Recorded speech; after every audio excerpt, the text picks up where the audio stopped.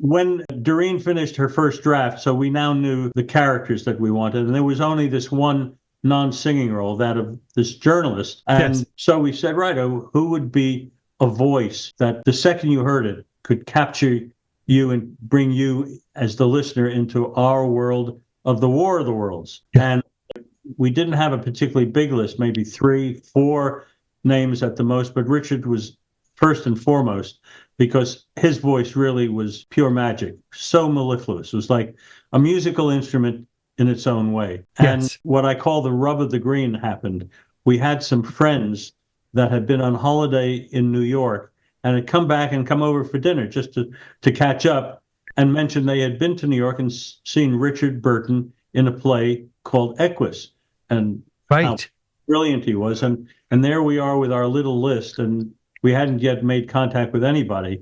And, easy to make a list. Now, how do you find the person, much less get that person interested? Of course, managers and agents.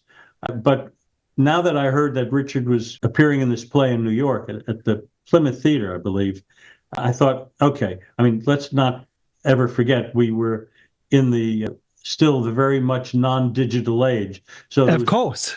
no emails, no Google, nothing like that. No. Postage stamp on an envelope. And I wrote him a letter introducing myself, explaining what I was trying to do as a composer and a producer with the War of the Worlds, and attached in this little care package, Doreen's first draft of the script. And I said, please, would you consider being our journalist?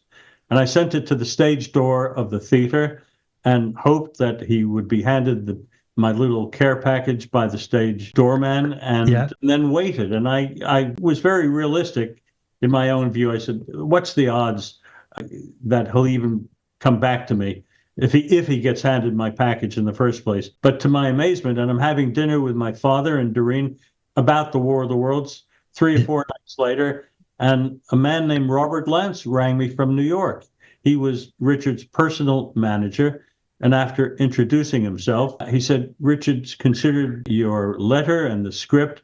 He loves the idea. Count him in, dear boy. Those exact words.